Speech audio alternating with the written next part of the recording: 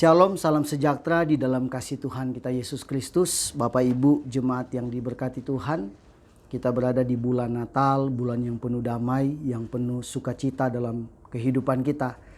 Kita sudah begitu banyak kali merayakan perayaan Natal, tetapi mungkin saja ada di antara kita yang sampai hari ini kita belum begitu memahami dengan jelas apa yang menjadi pengertian Natal dalam kehidupan kita.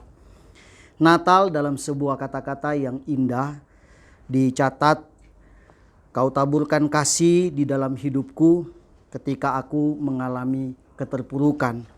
Kau hadir di dalam kehidupanku ketika aku mengalami kekosongan. Kau mengisi hari-hari hidupku ketika aku tidak memiliki harapan. Itulah Natal. Natal itu tidak hanya sekedar menceritakan tentang peristiwa besar, kelahiran Sang Raja, Juru Selamat dalam kehidupan kita. Tetapi di dalam Natal itu membicarakan tentang bagaimana kita bisa memiliki pengharapan yang baru di dalam Tuhan. Ketika kita mengalami kekosongan dalam hidup ini, kita tidak memiliki harapan di dalam kehidupan kita. Kita merasa kosong, merasa hampa.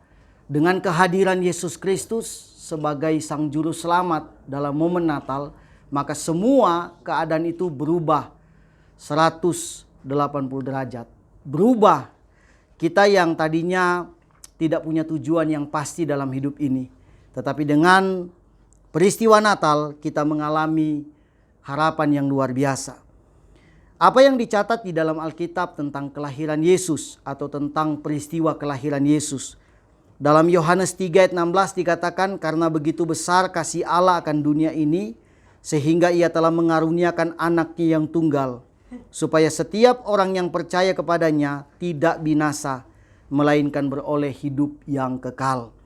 Dalam terjemahan Indonesia sehari-hari atau bahasa Indonesia sehari-hari dicatat, karena Allah begitu mengasihi manusia di dunia ini, sehingga ia memberikan anaknya yang tunggal, supaya setiap orang yang percaya kepadanya tidak binasa, melainkan mendapat hidup sejati dan kekal.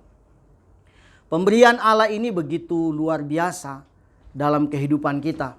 Kita di setiap momen Natal mungkin memberikan hadiah bagi keluarga kita, khusus untuk orang tua memberikan hadiah bagi anak-anak. Atau mungkin di dalam kakak beradik saling memberikan hadiah sebagai pemberian kasih di bulan Natal.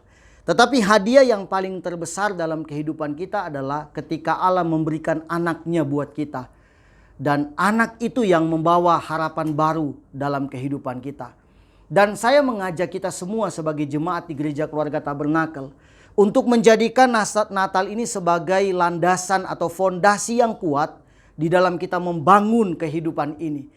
Karena tanpa kasih kita tidak bisa berbuat apa-apa. Ada banyak orang mungkin secara otak pintar.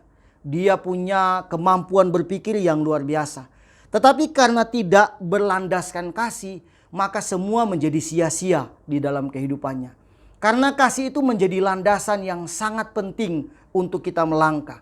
Tidak hanya bicara tentang di bulan Desember tahun 2021. Tetapi bagaimana kita melangkah di tahun yang baru di 2022 nanti? Apa yang menjadi impian dan harapan kita ke depan? Kita masih ngambang. Banyak orang tidak optimis untuk melangkah ke depan. Tetapi dengan landasan Natal, kasih Tuhan yang membawa harapan dalam kehidupan kita, maka saya berharap kita tidak lagi menjadi orang-orang yang tidak punya tujuan yang pasti atau tidak berani untuk melangkah ke depan. Karena landasan kita adalah kasih Tuhan. Landasan kita bukan kekuatan manusia atau bukan kepintaran kita manusia. Tetapi landasan kita untuk melangkah adalah kasih Tuhan. Kasih Tuhan yang begitu luar biasa.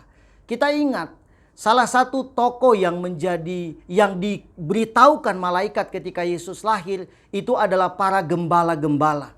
Kita bisa mempelajari tentang sejarah para gembala-gembala. Mereka adalah orang-orang yang terpinggirkan. Mereka adalah orang-orang yang seolah-olah dipandang sebelah mata. Mereka adalah kalangan kelas bawah, bukan kalangan kelas atas. Tetapi mereka lah yang mendapatkan berita gembira tentang kelahiran Tuhan Yesus. Kita sebagai orang-orang yang dianggap kalangan kelas bawah, kalangan kelas terpinggirkan, atau mungkin mengalami bulian tiap hari, kita dianggap tidak berarti, kita dianggap tidak punya apa-apa.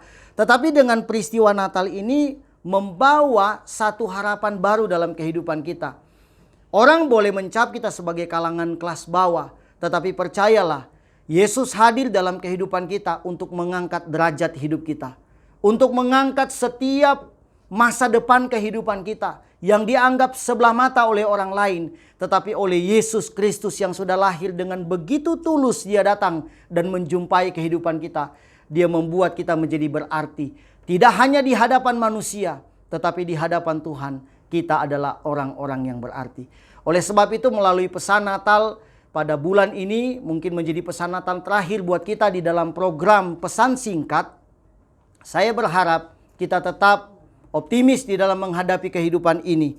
Saya berharap kita tetap melangkah dengan pasti karena saya percaya Tuhan Yesus Kristus yang sudah lahir buat kita memberikan jaminan apapun yang kita lakukan dalam kehidupan ini. Biarlah melalui program pesan singkat pada kesempatan ini kita semua diberkati Tuhan dan damai Natal boleh kita alami dalam kehidupan ini. Tuhan Yesus memberkati kita semua. Amin.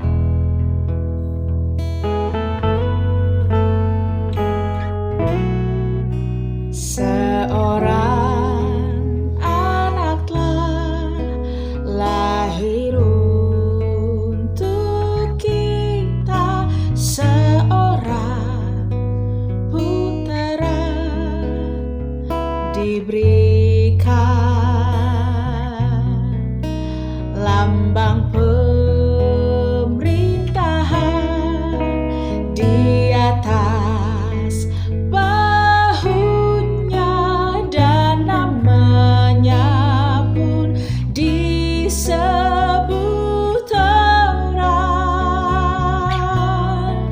penasihat ajaib,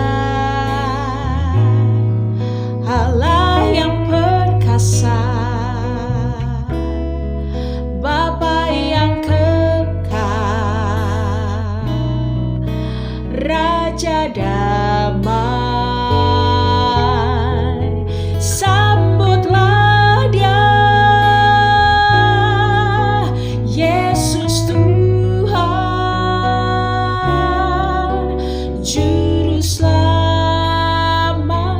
dunia.